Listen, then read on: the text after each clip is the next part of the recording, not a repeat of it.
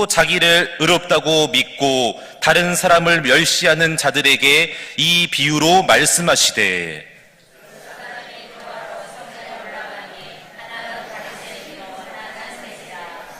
바리새인은 서서 따로 기도하여 이르되 하나님이여 나는 다른 사람들 곧 토색, 불의, 간음을 하는 자들과 같지 아니하고 이 세리와도 같지 아니함을 감사하나이다.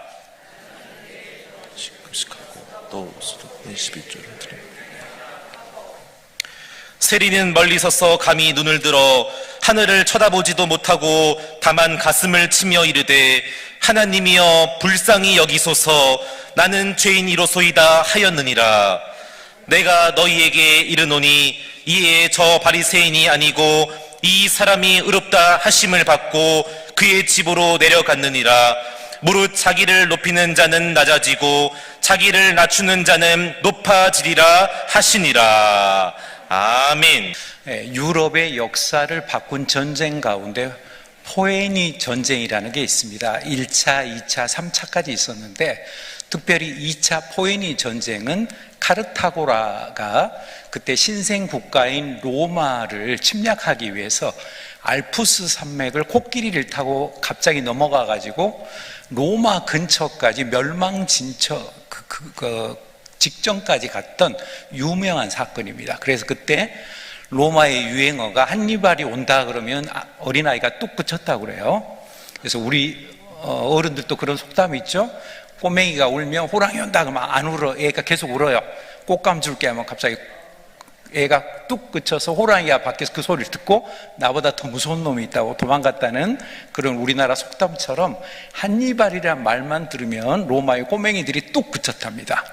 근데 이 한니발 장군이 카르타고 지금의 북아프리카에서 유명한 장군인데 자기 초상화를 그리고 싶어 했습니다. 근데 이분이 안타깝게도 한쪽 눈이 장애인이었습니다. 화가가 와서 솔직하게 그립니다. 한쪽 눈 정상, 한쪽 눈 장애인. 근데 그 그림을 뜩 보더니 갑자기 화를 내는 거예요. 나를 왜 이렇게 병신같이 그려놨냐. 저놈 죽여. 결국 여러분 처형을 당했어요. 두 번째 화가로 며칠 후에 오라고 그랬습니다. 앞에 사람이 어떻게 죽었는지 알아요. 그래서 이 사람은 두 눈을 멀쩡하게 그렸습니다. 그랬더니 그림 보더니 나는 한쪽 눈이 없는데 왜 이 그림은 두 쪽 눈이 다 있어? 저 이상한 나쁜 놈이네. 저놈도 죽여. 또 죽여버렸어요. 세 번째 화가가 초청이 됩니다. 여러분 도대체 어떻게 그려야 되는 겁니까? 한쪽 눈이 없어도 죽고 두 개가 다 있어도 죽어요. 이거 어떻게 해야 살아남을까요? 근데 세 번째 화가는 살아남았습니다. 어떻게 그림을 그렸냐면 한니발 장군에게 옆으로 좀 돌아서 주십시오 하고 눈이 멀쩡한 쪽을 그렸답니다. 그때 한니발 장군이 상을 주면서 너 참 잘 그렸다라고 칭찬을 받았다고 합니다. 여러분 이것은 우리가 세계를 볼 때 어떤 가치관, 어떤 방향으로 보느냐에 따라서 인생의 행복이 달라진다는 겁니다. 죄송합니다만 저를 포함해서 만약에 말입니다. 오늘 저녁 12시 땡 치면 너는 미안하지만 하나님 나라 가야 되겠어. 만약 이렇게 하나님께서 우리에게 천사를 보내서 통보를 하신다면 오늘 이 시간 여러분 제가 지금 예를 들어서 수조 원이 있으면 무슨 소용이 있어? 오늘 저녁에 죽는데 12시에 내가 명예가 있으면 뭐예요? 총회장을 하면 뭐예요 여러분? 그리고 국회의원을 하면 뭐 대통령을 하면 뭐예요? 6시간 후에 죽어야 되는데 이거는 아무 의미가 없는 거예요. 또 건강하든 안 건강하든 이것도 소용없어요. 어차피 땡 12시 치면 죽는데요. 교회 안에 인기가 있으면 뭐예요? 오늘 낮에 맛있는 제육볶음이 나왔는데 몇 개 더 먹었으면 어떻고 덜 먹었으면 어때요? 좀 늦게 오신 분들이 좀 양이 적어서 제육볶음 어디 갔어? 그런 분이 계셨단 말을 들었는데 그 몇 개 더 먹고 안 먹고가 우리의 목숨이 오갈 때는 아무것도 의미가 없는 거예요. 자식이 좀 속을 썩이면 어떻고 내가 주머니에 돈이 지금 호주머니에 10,000원이 있으면 어떻고 10만 원이 있으면 어떻고 죽음 후에는 아무 소용이 없어요. 즉 결정적으로 중요한 순간에는 하나님께서 나를 어떻게 보시느냐 이것만 12시 딱 남는 거예요. 하나님 앞에 저와 여러분이 심판대 앞에 섰는데 나를 의롭게 봐주시느냐 아니면 안 그러느냐 이게 훨씬 중요하다는 겁니다. 여러분 의는 크게 세 가지로 볼 수 있습니다. 첫 번째는 자기의입니다.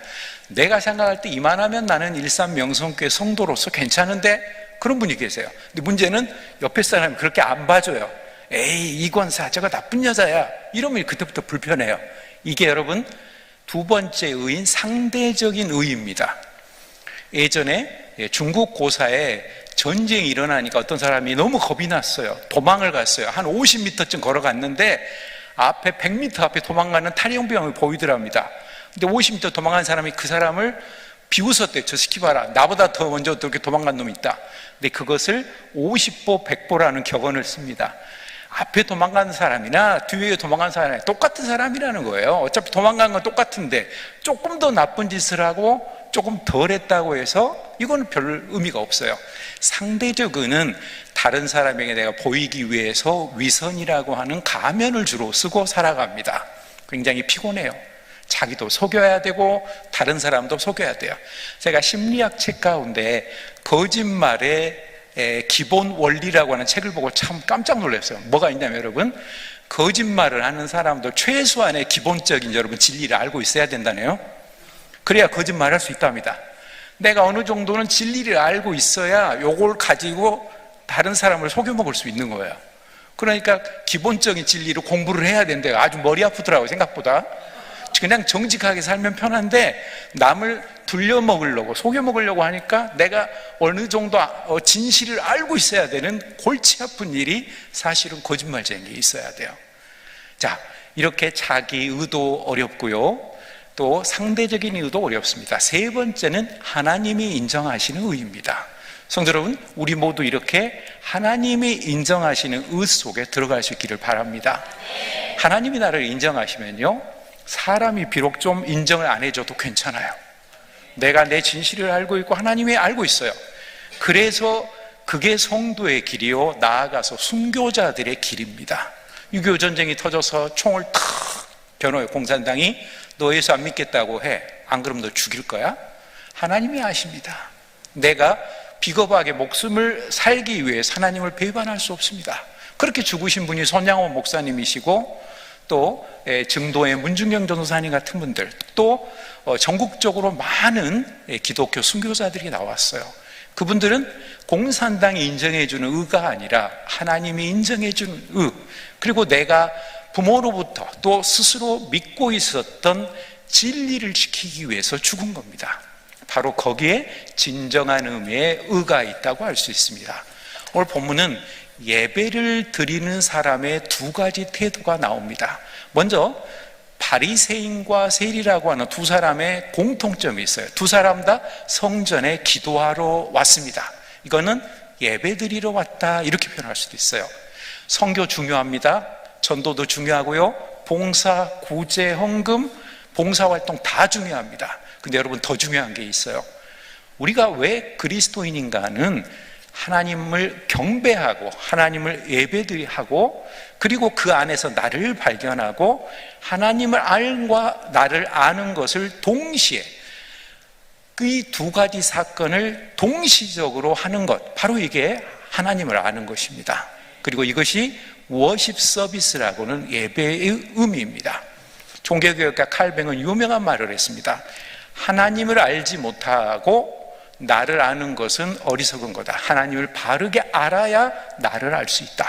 즉 여러분, 하나님을 안다는 것은 내가 예배드리러 나왔다, 예배를 통해서 하나님을 발견하고 동시에 나를 발견한다는 그런 의미입니다.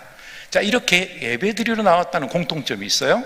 두 번째로는 이 두 사람은 하나님께서 나를 의롭게 여겨주시기를 간곡히 바라고 있다는 공통점을 가지고 있습니다. 바로 그것이 두 사람의 공통점입니다. 그런데 이 소중한 것을 대하는 태도가 이 세리하고 바리새인이 전혀 달라요. 먼저 바리새인은 예배에 실패한 사람입니다. 왜냐하면 이 바리새인의 특징으로 보면은요, 첫 번째로 자기 의를 내세웁니다. 자기의 업적을 올린다는 거예요. 오늘 본문을 보면 나는이란 말을 두 번 쓰고 있습니다. 영어 성경에는 I am이란 말이 한 번 더 나와요. 그래서 나라는 말을 세 번 씁니다. 그만큼 나를 앞세워요. 이런 분들이 무서워요, 여러분. 아니, 기껏 남성교회, 여전도회, 당회 했는데 내가 없다고 그거 무효. 나 없었어. 다시 해. 이러면 여러분 그게 되겠어요? 이거 말도 안 되는 거죠. 내가 그 여전도회, 남성교회, 당회에 참석을 못했으면 위임을 하는 거예요. 그 나온 사람들에게. 그렇게 생각을 해야지 내가 거기 없었다고 내 뜻대로 안 됐다고 무효라고 해버리면 안 되는 거예요. 교회가 항상 나라고 하는 것을 앞세우신 분들 때문에 시끄럽습니다. 내가 뭐 별건가요? 하나님 뜻 가운데 살아가는 거죠. 이렇게 겸손한 사람들이 있으면 교회가 원래 조용해요. 그런데 이게 거꾸로 될 때 복잡해지는데, 이분이 자꾸 이 바리새인은 자기를 중심적으로 나와요. 또 두 번째로 보면 그는 서서 따로 기도를 드려요. 바리새인은 저기 팍 엎어져 가지고 기도하고 있는데요, 나는 옆에 서서 기도하고 있어요. 손 올리고. 그러면 주변 사람들 여러분 볼 수 있을 것 같아요? 없을 것 같아요? 생각을 해보세요. 지금 예배 시간에 가운데나 앞뒤에서 누가 어떤 분이 한 분 서 계신다고 생각해 보세요. 이거 다 눈에 띄거든요. 그러니까 이건 냉정하게 말하면 하나님에게 보이기보다도 사람들에게 나 좀 알아달라는 소리예요. 나 봐, 여기서 지금 기도하고 있잖아, 하나님 예배 드리고 있잖아, 나 좀 봐, 그런 뜻이에요. 그러면서 다른 사람에게 들리도록 또 소리내서 기도합니다. 나는 해가면서 일주일에 2번 금식했고, 여러분 일주일에 이틀을 금식했다는 뜻이 아니라 일주일에 한 끼, 2끼 할 때 2끼를 굶었다는 거예요. 금식했다는 소리. 당시 유대인은 7일 가운데 한 끼 정도를 금식했습니다. 그러면서 경건한 경건한 유대인으로 살았는데, 나는 보통 유대인들은 한 끼 금식하는데 나는 한 끼 더, 2끼 금식했다, 이거 갖고 지금 자랑하는 거예요. 나라고 하는 것을 얼마나 드러내는가, 이걸 볼 수 있습니다. 저는 예전에 교역자 일반 교회 할 때 명함을 어떤 분이 교회에 처음 본 분인데 전도하러 다니신대요. 영등포 쪽을, 서울에. 명함을 보고 깜짝 놀랐어요. 뭐라고 써졌냐면요, 40일 금식 기도 2번. 와, 명함에 그걸 한편으로는 찔끔했어요, 여러분. 저는 못했거든요, 한 번도. 2번이나 하셨는데? 그러니까 이거를 그냥 다른 사람을 기를 죽이는 거예요. 근데 또 한편으로 생각해 봤어요. 근데 3번, 5번 한 사람이 명함에다 새겨갖고 있으면 저 사람 어떻게 될까? 여러분 그렇잖아요. 깨갱할 수밖에 없잖아요, 이거. 나는 2번 했는데 저 사람 3번 하고 저 사람 5번 했으면 별 볼 일 없는 거 아니에요? 이거는 그래서 이런 거를 바리새적인 율법이라고 합니다. 너무 어떤 거를 형식에 가둬가지고 나는 새벽 기도 1년 12달 365일 다 했어. 여러분 이거 이렇게 곤란해요. 장로님도 권사님도 대기 멀면 못 나올 수 있는 거예요. 주일날, 토요일날은 나와더라도 예를 들어서 다른 날은 못 나올 수 있는 거예요. 근데 나는 1년 365일 한 번도 안 빠먹고 나왔는데 내가 우리 교회에서 기도 짱이야, 기도 짱, 이러면 안 된다는 거예요. 그게 바로 오늘 잘못하면 바리새인의 자기의가 됩니다. 나는 이렇게 행함으로써 이렇게 나는 구제도 하고 일주일에 2번 금식도 하고 대단합니다, 나는 특별한 사람입니다, 이런 겁니다. 여기 혹시 할아버지 할머니들이 계시면 손자 손녀를 키우실 때, 또 젊은 어머니들이 계시면 자녀들을 키우실 때 절대 안 해야 될 것 중에 하나가요, 너는 특별한 애야. 이것을 하나님의 자녀니까 특별한 애야, 이건 괜찮은데 사회에 있는 애들하고 비교하면서 너는 특별한 애야, 이러면 안 된답니다. 그럼 애가 특권의식을 가지고 어디 가면 지가 왕자고 지가 진짜 공주인 줄 착각한대요. 그래가지고 다른 사람에게 무례하게 행동하고 까부는 거예요. 그리고 세상에 귀하지 않은 사람이 어디 있습니까? 다 귀한 나머지 자식이고 아들이고 딸이고 모든 사람 귀한 거지, 우리 집 애들만 귀하고 그런 게 아니거든요. 층간소음 때문에 황당한 일이 여러분 벌어진대요. 제가 광주에 있을 때 저희 지금 살고 있는 아파트 바로 윗집에서 뭐가 좀 잘못됐고 배관이 물이 샜어요, 여러분. 그러면 거기서 조용히 와서 죄송합니다 하고 고쳐주면 끝나는 거 아니에요? 근데 내려와서요 한다는 소리가요, 여기 새든 집이지 너희들, 그거부터 저희는 산집이거든요, 우리 집이거든요. 근데 새 들었냐부터 시작을 해가지고 그 다음에 2번째 뭐라고 했냐면, 여기 학생들은 어느 대학 다녀? 우리 딸은 이화여대 다녀, 그러는 거예요. 근데 죄송하지만 저희 큰딸은 서강대 박사과정이고 둘째는 연세대 학사 석사를 졸업했거든요. 근데 이화여대가 까불고 있어요 지금. 근데 우리는 차마 그 말을 못하죠.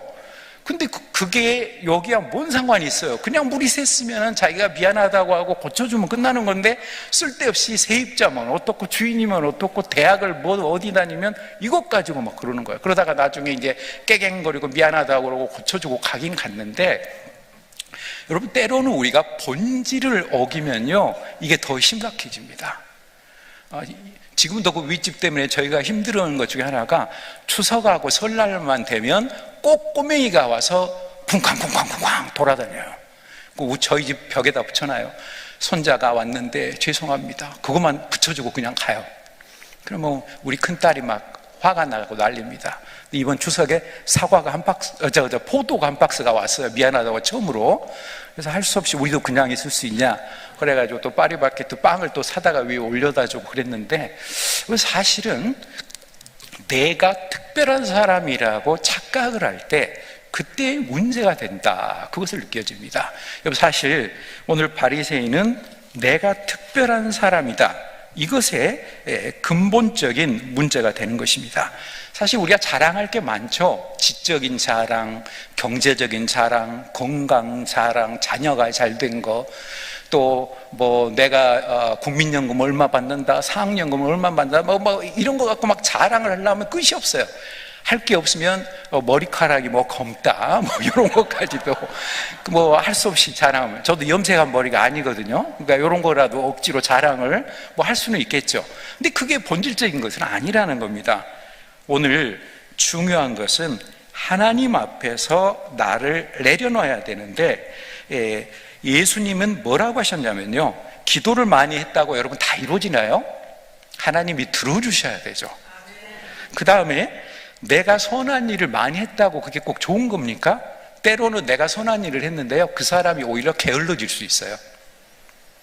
물고기를 주는 것보다 물고기를 잡는 방법을 가르쳐 줘야 되는데, 잘못 선행을 하면 그 사람이 오히려 더 게을러질 수도 있어요. 그걸 알고 우리 이웃과 다른 사람을 도와줘야 됩니다. 또 우리 깊이 생각을 해야 됩니다. 하나님께서 의롭다 하시기 전에 내가 의로울 척 보여주면 안 돼요. 그래서 예수님께서는 마태복음 6장 17절에서 이렇게 말씀하셨습니다. 금식할 때 머리에 기름을 바르고 얼굴을 씻으라. 또 마태복음 6장 3절에서 오른손에 하는 것을 왼손이 모르게 행하라. 즉 남에게 보여주는 의가 아니요 하나님만 아시면 된다라고 하는 겸손한 자세로 나아가라는 겁니다. 중요한 것은 마음 깊은 곳에 자리 잡고 있는 의로움입니다. 오직 하나님과 나만이 아는 비밀, 이것이 중요한 겁니다. 그래서 중국의 유명한 허드슨 테일러라고 하는 선교사님의 남긴 글을 한 번 더 소개하고 싶습니다. 그분이 중국 내리 선교회, 나중에 OM이라고 해서 오버시스 미셔널이라고 하는 그 선교단체를 중국이 공산국가가 돼서 할 수 없이 싱가포르에 만드신 분인데, 이분이 중국에서 사역을 할 때 어느 날 냇가를 건너다가 이게 좀 물이 굉장히 험했나 봐요.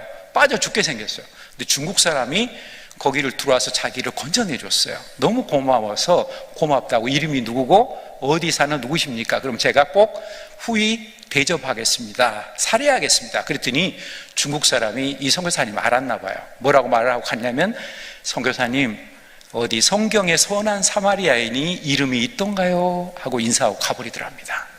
그래서 자기가 너무 감동을 받아서 자기 선교 일지에 그것을 썼습니다. 우리는 작은 거 하나 해주고, 교회에서 누가 알아주기를 바라고, 가족 가운데 누가 알아주기를 바라고, 동네에서 누가 알아주고, 국가에서 누가 좀 알아주면 좋겠다. 그런데 하나님께서는 내가 알면 되지라고 말씀하신다는 거예요. 바로 거기에 우리가 잊지 말아야 할 중요한 요소가 있습니다. 보상 심리를 가지고 하나님 앞에 나아가면 여러분 꼭 오히려 어려워져요. 내가 선행을 함으로써, 예를 들어서 성경을 많이 썼다, 금식 기도를 많이 했다, 헌금을 얼마를 했다, 어떠한 걸 했다, 그러니까 하나님께서 내게 복을 주세요. 그럼 거꾸로 우리가 잘못한 것들 따져볼까요? 교회 5분 늦었어요. 여전도회 회비 2달 밀렸어요. 내가 구역에 빼먹었어요. 새벽기도 안 갔어요. 막 이런 식으로 하나님이 그때마다 마이너스 100점 이렇게 해버리면은 우리가 여러분 연말이 되면 굉장히 복잡해지는 겁니다. 우리는 그런 자기 공로가 아니고 오늘 세리와 같은 자세를 가져야 됩니다. 그럼 자, 세리는 구체적으로 어떻게 행동했을까요? 우선은 나는 죄인으로소이다 하면서 가슴을 쳤습니다. 옆에 누가 있는지 신경 안 씁니다. 다른 사람이 나 봐도 상관없습니다. 나는 죄인입니다. 나를 불쌍히 여기소서라고 기도합니다. 전에 제가 오후 예배에 한번 말씀드렸습니다마는 우리 기독교의 가장 강력한 기도 중에 하나가 화살 기도라는 게 있는데 그 기도문이 굉장히 간단해요. 하나님의 아들 예수 그리스도여 나를 불쌍히 여기소서, 또는 하나님의 아들 예수 그리스도여 우리를 불쌍히 여기소서. 이게 여러분 화살 기도의 간단한 내용이에요. 이것만 외쳐도 모든 기독교 신학의 핵심이 거기 다 들어있어요. 하나님의 아들 예수 그리스도, 우리의 구원자, 생명형, 하나님의 지혜, 하나님의 능력, 예수 그리스도 안에 다 있어. 그리고 나는 하나님께서 불쌍히 여겨야 될 죄인이에요. 예수님의 십자가와 부활 사건을 나는 의롭게 됐어. 그러니까 나를 긍휼히 여겨주세요. 나의 건강, 재산, 외모, 나의 현재 상태 그런 거 아무 필요 없어요. 그저 하나님 긍휼히 여겨주세요. 여러분, 이 여기 바로 오늘 세리가 하는 기도, 바로 거기가 많은 그리스도인이 기도하는 화살 기도의 핵심입니다. 하나님의 아들 예수 그리스도요, 따라서 하시겠습니다. 하나님의 아들 예수 그리스도요, 나를 불쌍히 여기소서, 우리를 불쌍히 여기소서. 여러분, 이 기도를 할 때 하나님께서 우리를 더욱 긍휼히 여겨주십니다. 영적인 부모로서 우리를 보호해 주시고, 그래, 내가 너의 연약함을 안다. 너를 내가 더 강건하게 하겠다. 너 아픈 것 어디인지 내가 안다. 너 신경통 있지? 너 고혈압 있지? 당뇨 있지? 다 알아요, 우리 하나님께서. 내가 그거 더 악화돼 안 되도록 도와주고 지혜롭게 살아갈 수 있도록 도와주겠다. 하나님이 책임져 주실 것입니다. 여러분, 다음으로 이 세리는요, 다윗 왕의 회개에서 볼 수 있는 것 같은 하나님과 절대적 관계를 보입니다. 사실 여러분, 다윗 왕도 할 말이 있어요.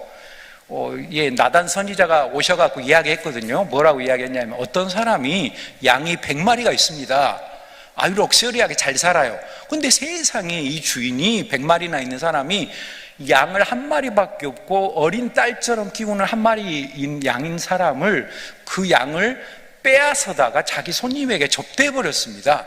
다윗 왕이 화를 벌컥 냅니다. 아니, 그런 나쁜 놈은 죽여야 돼. 나단 선지자가 딱 째려보면서 이야기합니다. 당신이 바로 그 사람입니다. 굉장히 다윗 왕이 여러분 그때 순간적으로 헷갈렸을 것 같아요. 이거 왕의 내 체면이 어떻게 되는 거야 지금? 이 사람이 가만히 보니까 내가 밧세바를 빼앗고 우리아를 최전방에다 보내가 죽인 거 그것 갖고 지금 찌르는구나. 이거 어떻게 하지? 저 감옥에 보내라고 할까? 아니면 정직하게 살까? 하다가 여러분, 다윗이 왜 믿음 있는 사람이라고 하냐면, 그때 하나님의 메시지를 나단 선지자를 통해서 내게 주는 메시지로 받아들인 겁니다. 나야, 맞아, 내가 그 나쁜 놈이야. 무릎을 딱 꿇고 제가 죄인입니다 라고 무릎을 딱 꿇습니다. 여러분, 그게 시편 57편에 나오는 하나님 앞에서 회개하는 기도문이에요. 나단 선지자가 오기 전에 쓴 시예요. 그게 내가 죄인이라고 알고 있었어요. 하나님이 딱 그때 다윗 왕의 마음을 이미 감동감화 시켜준 겁니다. 물론 다윗 왕도 핑계대는 거 많습니다. 아니, 내가 그때 하필이면 늦잠을 자다가 일어났는데 왕궁에서 내려다본데 밧세바 그 여자가 왜 알몸으로 내 보이는 앞에서 목욕하고 있었냐고. 나만 나쁜 놈 아니고 우리아의 그 부인 밧세바도 나쁜 여자야. 이렇게 물고 늘어질 수 있어요? 또 부하를 물고 늘어질 수 있어요. 아니, 내가 데려오라고 왜 유부녀를 데리고 왔냐고. 내 부하 그 놈이 나쁜 놈이야. 얼마든지 핑계를 댈 수 있어요. 근데 다윗은 그렇지 않습니다. 제가 죄인입니다. 제가 어머니 뱃속에서부터 나쁜 놈이었나 봅니다. 솔직하게 고백합니다. 그래서 하나님께서 다윗을 용서해 주시고 다윗을 사랑해 주십니다. 여러분, 회개와 후회는 달라요. 후회는 일반인들도 다 해요. 심지어 가룟 유다도 후회했어요. 그래서 그 은 30을 다시 제사장들한테 던져주고 나가서 목매어서 죽었어요. 그런데 이거는 안 돼요. 회개를 해야 돼요. 베드로처럼 잘못했습니다. 눈물을 흘리면서 예수님을 위해 다시 내가 열심히 살겠습니다 하고 방향을 확 바꾸는 것, 방향을 전환하는 것, 그게 회개입니다. 여러분, 오늘 우리도 마찬가지입니다. 내가 하나님 앞에 잘못한 것이 있으면 후회하지 마시고 회개해야 합니다. 오른쪽으로 갔으면 이제는 왼쪽으로 가야 되고, 왼쪽 방향으로 갔다 동쪽으로 갔으면 이제는 서쪽으로 가야 된다는 등 방향을 바꿔서 하나님 뜻대로 살아야 할 것입니다. 바로 그럴 때 하나님의 놀라운 능력과 권세가 함께 할 것입니다. 오늘 나를 불쌍히 여기소서 헬라어로 뭐라고 되어 있냐면 힐라스테티티라고 하는 그런 그리스어를 썼는데, 여기는 무슨 의미가 있냐면요, 용서해 주십시오라는 뜻도 있고 복을 주십시오라는 뜻도 있고 의를 주십시오라는 뜻도 있어요. 그래서 여기 나를 불쌍히 여겨주시라는 그 말뜻에서는 나의 반성과 복과 그리고 나를 긍휼히 여겨달라는 것이 포함되어 있는 그런 용어가 됩니다. 지금 세리는 그런 자세로 다른 사람이 아니고 하나님 앞에서 1대1의 관계를 이루었습니다. 바리새인은 폼나게 나갔습니다. 그런데 그는 예배에는 실패했습니다. 다른 사람들은 부러워 있을지 몰라. 와, 저 사람은 바리새인으로 재산도 많고 바리새인이라고 하는 사내들인 공회의회 의원일 수도 있고 사회적으로 명예도 높은 바리새인이야. 와, 일주일에 2끼나 금식한데 11조도 다 한데 남에게 부러움을 샀을지 모르는데 정작 하나님께서는 외면하셨습니다. 쟤는 아니야, 아웃이야, 아웃. 나한테 예배드린 자세가 틀렸어. 반대로 다른 사람에게 손가락질을 당했을지는 모르지만 세리는 하나님으로부터 인정을 받았습니다. 그래, 너는 너의 부족한 점을 알고 있구나. 여러분, 우리가 사실 개인적으로나 기도원에 가서 금식 기도를 한다는 것은 나를 죽이는 하나의 활동입니다. 내가 음식물을 의지하지 않고 하나님과 나 사이를 강력하게 나아가겠다, 이런 차원에서 보면요, 우리가 좀 스마트폰도 좀 줄일 필요가 있고요, 드라마나 이런 뉴스를 보는 것도 좀, 텔레비전도 좀 줄일 필요가 있고, 하나님 말씀인 성경과 기도와 또 경건서적과 좀 더 사람에게 그 애정을 더 쏟아야 되는 그러한 것들도 필요할 것입니다. 여러분, 유명한 코페르니쿠스라고 하는 폴란드의 천문학자, 수학자인 이분의 지동설을 주장한 분으로 유명한 분인데, 이분이 돌아가실 때 이런 기도를 했다고 해요. 하나님, 저는 하나님 앞에서 베드로에게 보여주신 그 친절을 구하지 않고 바울에게 내려주신 그 친절도 구하지 않습니다. 저는 주님의 우편에서 죽기 직전에 구원받았던 우편에 십자가에 못 박혔던 강도 같은 긍휼을 제게 베풀어 주십시오. 여러분, 그게 코페르니쿠스의 마지막 기도였다고 합니다. 오늘 우리는 어떠한 기도를 해야 합니까? 때로는 우리 기도가 너무 많습니다. 하나님 앞에 달라는 것만 많아요. 내가 하나님을 위해서 어떻게 살아야 될까요? 어떻게 진실하게 살아야 될까요? 이거보다는 우리 가족, 자녀들, 우리 구역 식구들, 우리 아는 사람 쫙 늘어놓으시고 머리가 되지 않고 꼬리가 되지 않고 머리가 되게 해달라고? 그럼 여러분, 누가 꼬리를 해요? 다 머리가 돼버리면 이거 곤란한 거예요, 여러분. 몇 개월 전에 로또 복권 한꺼번에 수십 명 될 때 여러분 아시죠? 10억도 안 됐대잖아요. 수십 명이 동시에 1등이 돼버려가지고. 그렇게 돼버리면 곤란한 거예요. 우리가 때로는 꼬리고 머리고 그걸 떠나서 하나님의 합당하시다면, 하나님의 뜻에 맞다면 그 일을 감당하고 감사하게 해주라는 것도 해야 됩니다. 여러분, 우리가 하나님 앞에 내뱉는 말이 너무 많고 약속도 많고 소원도 너무 많습니다. 그러나 예배하는 자는 하나님 앞에 있기 때문에 하나님과 나를 생각합니다. 말보다도 하나님이 이끄시는 대로 어디든지 주님 나를 이끄시면 어디를 가든지 따라가겠습니다. 근데 요즘에 신학생들은 근데 그 찬송가를 안 부르려고 그런다 그래요. 아골골짝 빈들에도 그거 나오면 갑자기 여러분 입을 다문대요. 시골로 가라 그럴까봐, 아프리카로 가라 그럴까봐 입을 딱 다물어 버린대요. 나는 애외. 이거는 진정한 목회자가 아니죠. 어디로 가라고 한다면 목회자든 일반 성도들이든 하나님 뜻이면 감당하겠습니다. 하나님 뜻이면 내가 힘들어도 주님이 저와 함께 요거 감당할 수 있는 힘만 허락해 주세요. 그렇게 여러분 나아갈 때 하나님이 오히려 우리에게 더 큰 능력으로 붙들어 주실 것입니다. 불평과 원망으로 기도를 하는 것이 아니라 감사와 그리고 하나님 저로 하여금 진실된 사람 되게 해주세요. 이 기도를 해야 됩니다. 제가 개인적으로 좋아하는 이탈리아 아시시라는 지역의 성자로 알려진 프란체스코, 우리 영어로 프란시스라고 하는데요. 저도 그 프란체스코 대성당에 코로나 터지기 직전에 2020년 1월 초에 갔었어요. 코로나 바로 터지기 전에. 그런데 여기가 무덤이 있는데 줄이 한 100m가 넘어요, 여러분. 근데 자유시간이 20분이에요. 무슨 수로 줄을 서서 가요? 합숙시 새치기를, 여러분 죄송합니다만 새치기 해가지고 쫙 가가지고 보고만 얼른 돌아왔습니다. 도저히 시간이 안 되니까. 그런데 그분이 왜 위대한 성자로 알려지냐면요, 이분은 부잣집 상인의 아들이었는데 전 재산을 가난한 사람을 줘버렸어요. 수도원을 만들었는데 낡은 옷에 굴러다니는 새끼줄로 허리를 감아요. 지금도 이게 프란치스카 수도사들의 기본 목장이에요. 무소유, 소유를 내가 하지 않겠다. 그리고 순종, 나보다 선배의 말, 수도원에 일찍 온 선배의 말에 무조건 순종하겠다. 여러분 교회 죄송합니다만은 우리 그 성경도 보면 디모데서서랑 교회 와갖고 아직 세례도 안 받으신 분이 사회적으로 신분이 높다고 막 이래라 감나라 콩나라 굉장히 복잡해지거든요. 그에 대해서 아무것도 아는 것도 없는데 수도원도 마찬가지로 아무리 사회적인 신분이 높아도 수도원에 일단 왔으면 선배들의 말 들어야 되잖아요. 그래서 순종이라는 게 있습니다.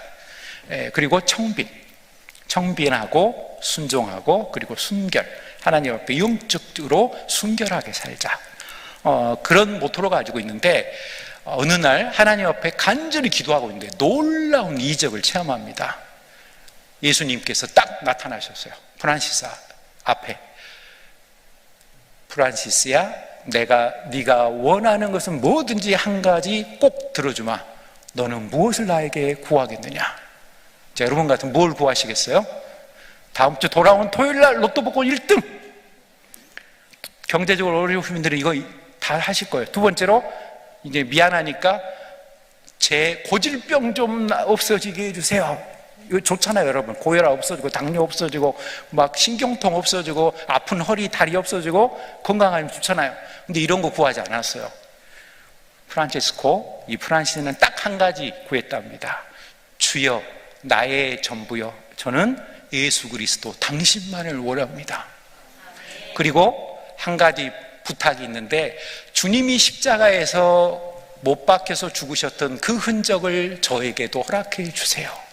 그래서 여러분, 이 양손의 못자국, 양발의 못자국, 우측 옆구리의 5군데에서 그때부터 간헐적으로 피가 터졌대요. 그래서 오상이라고 합니다. 5가지 상처가 아시시의 프란시스도 죽을 때까지 한 번씩 터졌습니다. 그러면서 본인이 기억했답니다.